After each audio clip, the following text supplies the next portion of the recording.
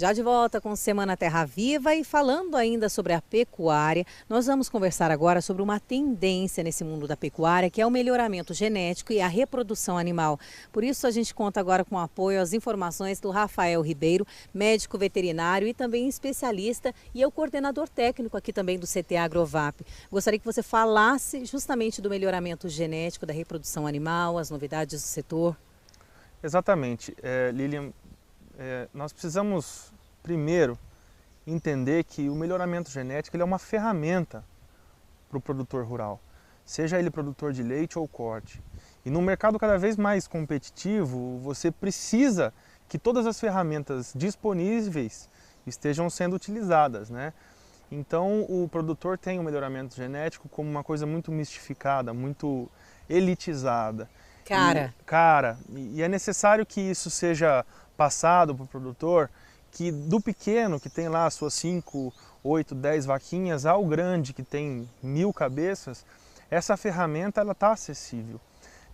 A gente já tem bastante tempo que ministramos cursos de inseminação artificial aqui no centro de treinamento, e essa é uma das ferramentas do melhoramento genético.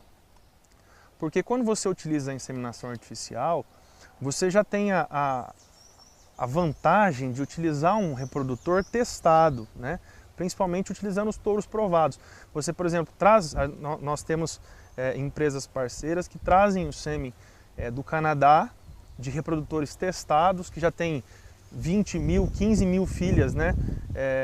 Observadas e catalogadas. E então você sabe o que você está utilizando. Quanto tempo é para preparar um touro? Então, os touros eles entram na central, coletam o sêmen e congelam. Esse sêmen é distribuído para os produtores que eles utilizem, né, nos seus rebanhos. Então isso leva aí em torno de 1 ano, né, porque são 2, 3 meses congelando o sêmen, mais 9 meses para nascer da concepção, 1 ano e meio. E aí são mais 2 anos, 3 anos para esse animal parir. Então um teste de progênie, ou seja, um teste de touro, ele leva em média 6 anos para ficar pronto. Então é um teste dispendioso, é um teste que gasta não só dinheiro, mas muito tempo. Então o produtor ter isso na mão, poder utilizar essa ferramenta, que é o touro provado, por um preço extremamente acessível, porque às vezes o produtor tem também a característica de dizer que o sêmen é caro. O sêmen hoje, uma boa dose de sêmen de um bom touro provado, custa em torno de R$40. Se nós formos fazer a conta desses R$40 no custo de uma novilha parida, ele não representa nem 1% do custo. E se você for criar uma novilha filha de um reprodutor provado, ou uma novilha filha de um reprodutor mediano, ou até que não é melhorador, você acaba tendo o mesmo custo dentro da propriedade. Seja com leite, com ração, com medicamento, ela te custa a mesma coisa, só que no final o valor agregado é outro.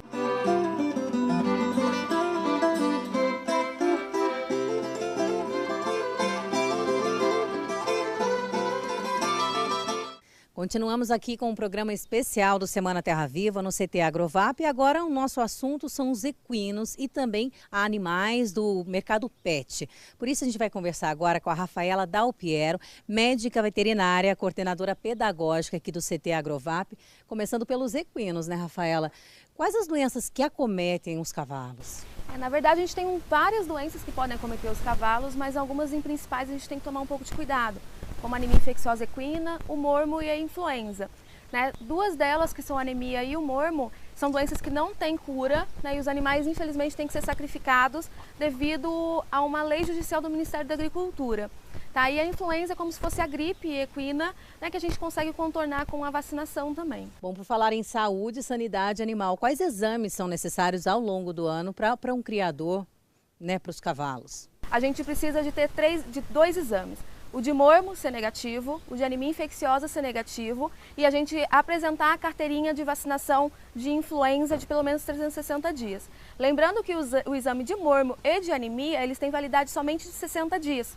Tá? E aí ele só vai retirar o GTA, que é feito pelo veterinário cadastrado pelo MAPA, se ele tiver todos esses documentos e, além disso, ter um atestado de que ele não apresenta nenhum sinal clínico de nenhuma doença, né, para conseguir retirar o GTA.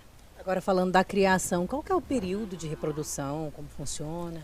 Na verdade, a gente tem geralmente uma estação de monta, né, para equinos, que começa na época que a gente tem maior período de luminosidade durante o dia, que inicia na primavera até o verão, né, que aí as éguas começam a entrar em maior ciclos estrais, ou seja, elas começam a entrar em cios regulares e a gente utiliza essa época para a reprodução, que é melhor do que utilizar outras épocas do ano. Agora, é muito bacana, né? A vida no campo, né? Eu mesmo sou uma pessoa que passei a infância andando a cavalo, muito, muito gostoso, muito satisfatório, assim, a vida. Eu acho que a criança que cresce no campo, ela tem uma outra visão de mundo, um respeito, né? Se você respeita o animal, enfim, é um respeito mútuo. Agora, uma questão, uma dificuldade para os criadores de cavalo é que isso é considerado mercado pet. Sendo assim, eles não têm os benefícios de um produtor rural. Mas, apesar de ser um mercado caro para se investir, tem retorno? Tem gente que ganha dinheiro aqui na região com isso? De que forma? Sim, na verdade a gente tem como ganhar dinheiro com o cavalo, sim. Né? Na verdade, assim, a gente como veterinário, a gente consegue atender esses animais também na região.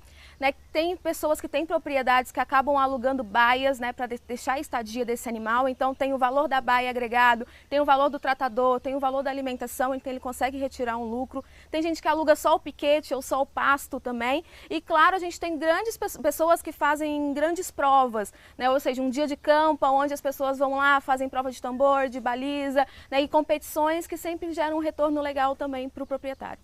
E aí agora também falando de um outro mercado que tem ganhado bastante dinheiro, que é o mercado pet.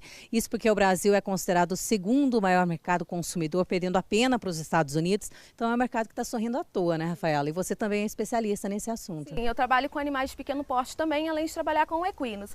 Né? Então a gente teve um crescimento muito grande no mercado pet esse ano. Foi mais ou menos 8% a mais do que foi o ano passado. Né? Então a gente está em grande expansão no mercado pet no Brasil. Rafaela, muito obrigada pela sua participação, muito trabalho para você agora em 2014, obrigada Ótimo. mesmo. Obrigada a vocês. Bom, dessa forma a gente encerra o Semana Terra Viva, o primeiro de 2014, especial, direto aqui do CT Agrovap. Espero você na próxima semana aqui na tela da Band.